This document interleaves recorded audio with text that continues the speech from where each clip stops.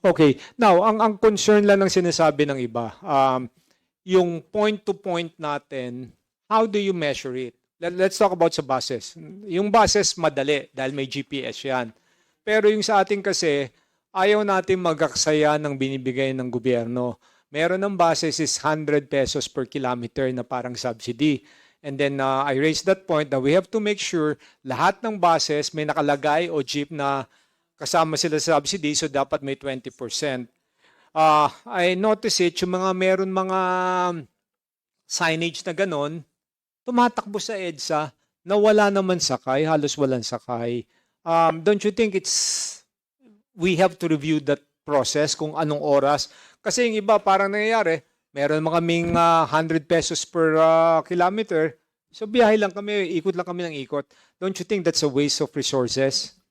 Yes, Mr. Chair, very good point. In fact, we're reviewing the number of buses running along the EDSA busway.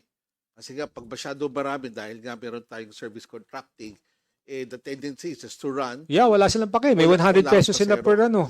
Yan po monitor namin. At we will, I think this week already imposed, we just do a stakeholders consultation. Yung meron kaming maximum ceiling na pwede i-dispatch lang within the day. Kasi ang na-accredit po sa busway is 550 buses all in all. Hindi ko natin kailangan ng 550 buses Yes, sa busway. I was about to say that. Yes, Mr. Chair. Ako kasi, Chairman, no, medyo may pagka-OC ako. Minsan tumatayo ko dun sa labas ng Mega Mall. Minomonitor ko. Yung mga patay na oras, daanan pa sila ng daanan. Ang konsepto ko dito, kaya sila ginagawa yun ng patay na oras, mabilis ang ikot nila, nakakakuha silang 100. Pagkatapos, at the same time, may fuel subsidy bills and everything. So wala silang pake. Mas gusto nilang ganung oras dahil mabilis sila mga kolekta. So I think we have to regulate that eh. Yes, Chair, with your suggestion, we'll make it stricter. Talaga gusto natin from 4 a.m. in the morning until 12 midnight or 1 a.m. at latest, may bus pa rin tumatakbo.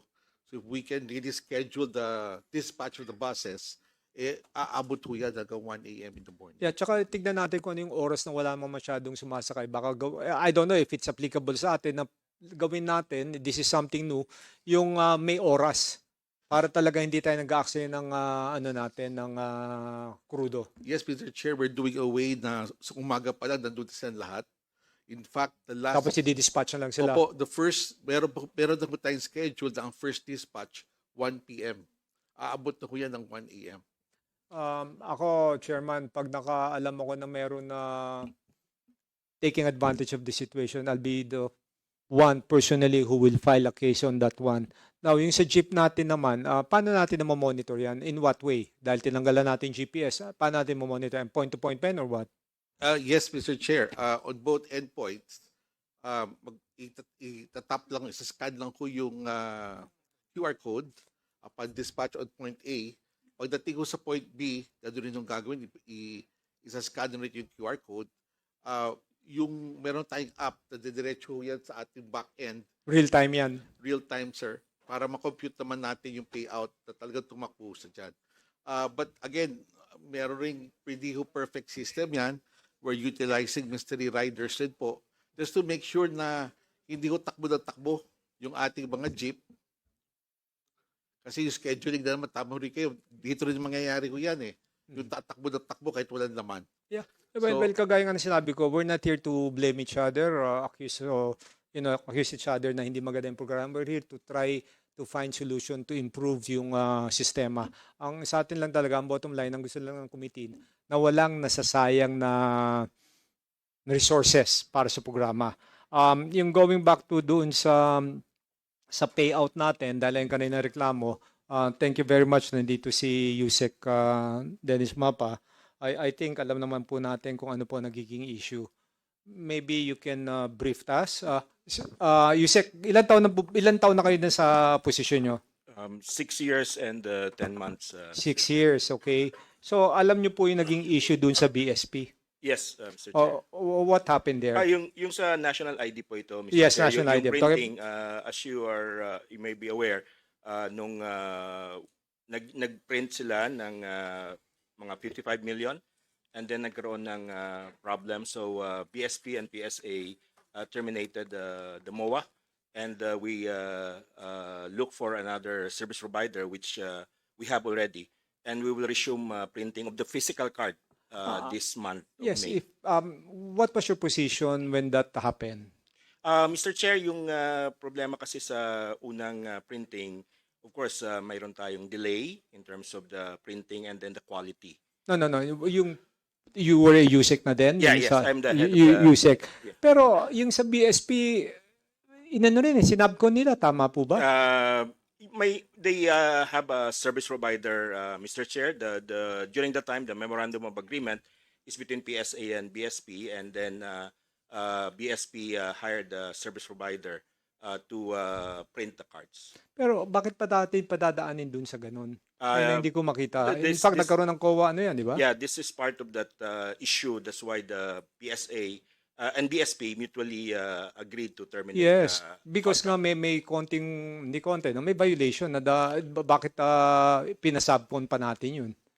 There was some COA comments Findings, on that. yes. So, kaya nga, you being one of the USECs then, di ba, don't you think medyo quite alarming gagawin natin? Dinala natin sa BSP, pinasabcon. Bakit hindi nila yung PSA, diretso naghanap ng ano? During the time when the national ID started, Mr. President, Mr. Chair, the discussion of the council, kasi may council tayo, is to go through the BSP. But may mga lessons learned, no? One is that the national ID is, in addition to the physical card, is going digital with the DICT. So marami na tayong nailabas ng mga digital cards. But we understand that the citizens are still looking for the physical card. That's why nakakuha na kami ng service provider, Mr. Chair, and itong May, next month, ay mag-print na uli ng physical card. So, yung service provider na sinabcon ng BSP, did you file a case against them or what? Mayroong case, arbitration between BSP and the service provider.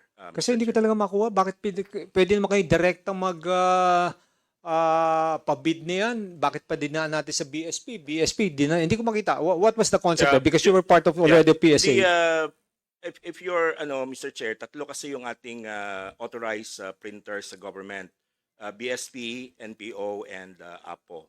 So, doon na Sir, una. Tama yung Yeah. sinasabi po natin. Authorized yan. Pero there's a difference ng authorized kung may capability. The BSP, during the time, Mr. Chair, and you are aware, sila kasi nagpiprint ng ating